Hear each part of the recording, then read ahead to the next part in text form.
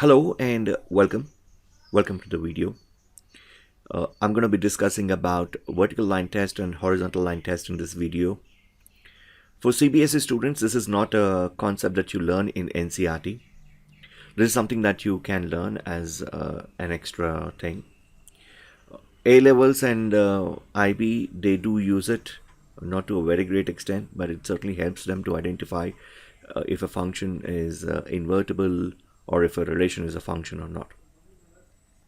For us to understand what is a vertical line test and horizontal line test, I'm going to go through what is a relation very quickly. I have made detailed videos on what a relation is and what a function is. I would suggest you go through it. In this video, I'm going to give you a very small or a brief description about it. Let us consider a set A and B, and then I'm looking at A cross B. So a relation is basically defined as a subset of A cross B. So that's my A cross B. Right now, if I'm defining a relation, this is the set builder method of defining a relation. So what's the roster method? The roster method is basically the order pairs which is satisfying this condition. I'm going to list them here, and that's the roster method. If I'm writing the same relation in the arrow diagram or depicting the same relation in the arrow diagram, it would look something like that. 1 is related to 4, 1 is also related to 5, 1 is related to 6. So there will be 3 arrows going out of 1 to 4 and 1 to 5 and 1 to 6. Similarly, 2 is related to 4, 5 and also to 6. So 3 arrows going out of 2 to 4, 5 and 6, 3 and 5 and 3 and 6. Okay. So a relation becomes a function based on two conditions. That's something that we need to be clear about. So what are the two conditions under which a function or a relation becomes a function? Every element from the first set has to have an image. That's a first condition. And the second condition is that the image has to be unique. Let's look at some arrow diagrams here. So I can see that the first condition has been satisfied. Every element from the first set has an image that is satisfied.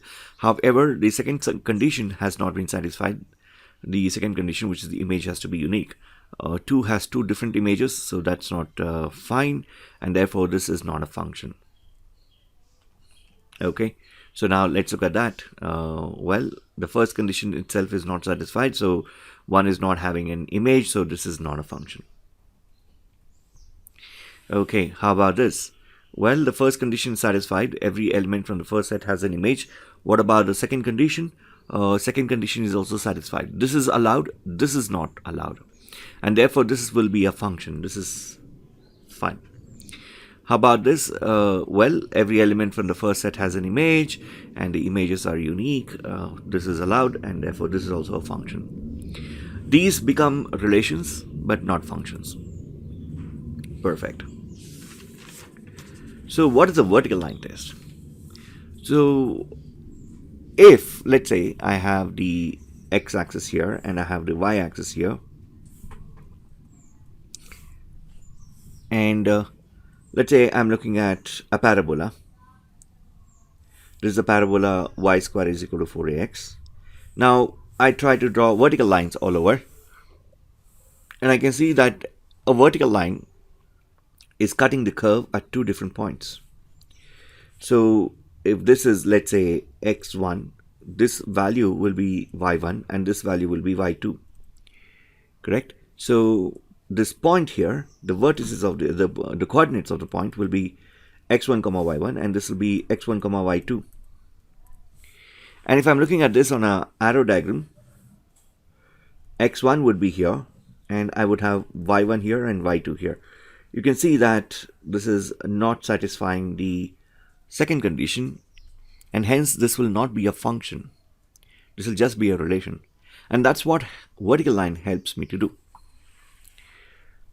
This is not a standard definition. This is something that I have written. If a curve is cut more than once by a vertical line drawn on the plane, the graph is not a function. This is not a function, this is just a relation. That's all. So I can think about multiple curves of that nature. Let us go ahead and graph a sine curve and see how it looks on the graph. Okay, so I'm going to plot y is equal to sine x.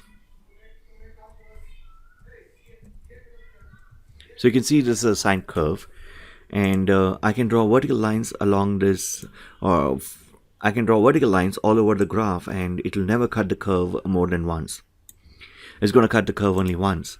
So let's say, for example, I draw the line x is equal to 2, and you can see that I can move the line anywhere I want to. It's never going to cut the curve more than once, and hence this is a function, that's for sure. All right, this sine curve will repeat itself after a certain period, which is 2 pi. I can just cut and paste this all over the graph, and that'll be fine. Sine curve has a maximum of 1 and a minimum of -1. Great. So what does a horizontal line help me to do? For us to understand that, we need to know what is meant by invertibility of a function. So let's look at that. So now we are clear as to what is a function. When does a relation become a function? So keeping that in my mind, I'm going to look at this mapping diagram here. This is a function because it's satisfying both the first condition, which is every element from the first set needs to have an image. It's also satisfying the second condition, which is that every element needs to have a unique image. Well, this is fine. 2 by itself has a unique image, 3 by itself, and 1 by itself. 1 does not have 4 and 5 as an image. That's when it ceases to be a function. As of now, this is okay. Even here, I can see that the first condition is satisfied and the second condition is satisfied. Now, even this, the first condition and the second condition is satisfied. When we're looking at the type of functions, we are looking at two different types of functions. One is a 1-1 function and the other one is an onto function. So what does a 1-1 function mean? Basically, this is a 1-1 function where every element from the first set has only one line going out. Okay. What's an onto function? Well, every element from the second set needs to have a pre-image. That's the onto function. This is not an onto function. This is also not an onto function. Whereas this is an onto function. This is also 1-1 and onto. So this function here will be known as a bijective function. So for a function to be invertible, it needs to be both 1-1 and onto, injective and surjective. That's when I would say that the function is invertible, and I would call it as a bijective function. What does invertibility mean in terms of mapping diagram? I can do something like that. Basically, I can write my n here and m here. So this will be 4, 5, and a 6. This will be a 1, 2, and a 3. The mapping would look something like that. So the inverse of this function is defined, which is h inverse, which is from n to m. Whereas if I do that with this function here, if I turn this around, I would be left out with a 7, and that would not have a image, and hence this will not be an invertible function. Same happens with this. Okay, so what is horizontal line doing over here? Well, let's look at what is a horizontal line. If a curve is cut more than once by a horizontal line drawn on a plane, then the function is not invertible. Okay, I'm going to draw a simple curve here. Let's take this. That's x squared is equal to 4ay. I'm going to draw a horizontal line, and you can see that it's cutting the curve at two different points. Now, let's say this is x2 or x1 and this is x2. Both of them have the same y value because it's going to be parallel to the x-axis. So this point here will be x1 comma y1, and this point here will be x2 comma y2. Now, if I'm looking at this on a mapping diagram,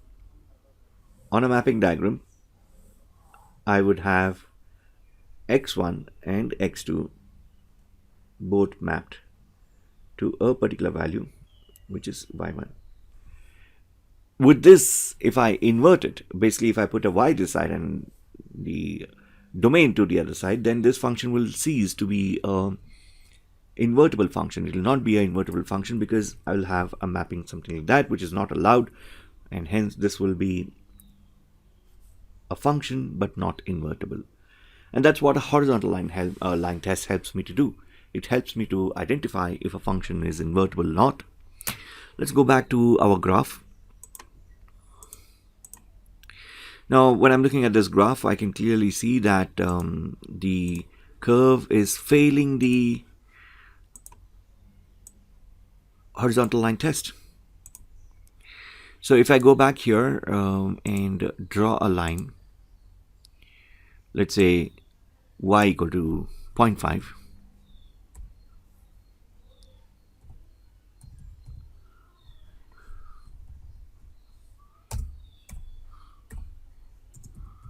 Okay, so you can clearly see here that the curve is cutting the, you can see here that the line, is cutting the curve at multiple points. And therefore this cannot be invertible. It's cutting the curve at this point and more than one point actually. And therefore this curve is not invertible. So what does it mean for us? It means that I do not have inverse of a sine function. In fact, for any trigonometric function, you can think about it, the inverse is not been defined. Having said that, I also realize that the next chapter that you're going to learn will be inverse trigonometry after relations and functions. When there is no inverse of a trigonometric function, how is that we have a chapter for inverse trigonometry? Well, that's a question that we need to ask. The answer is very simple. What I'm going to do is to restrict the curve from the point, let's say x equal to pi by 2 to the point x equals minus pi by 2.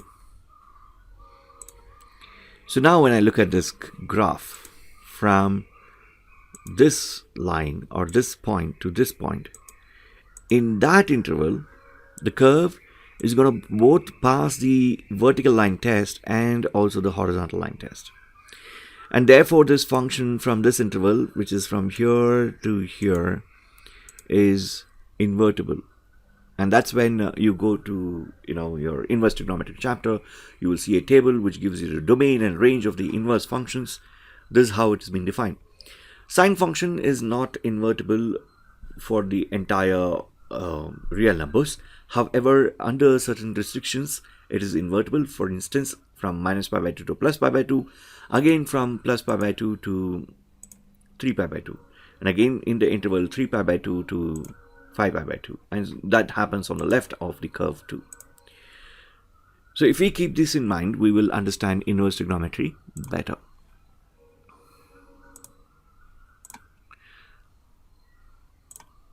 So that was your explanation about the vertical line test and the horizontal line test, and how it helps us to identify if a function is invertible or if a relation is going to be a function.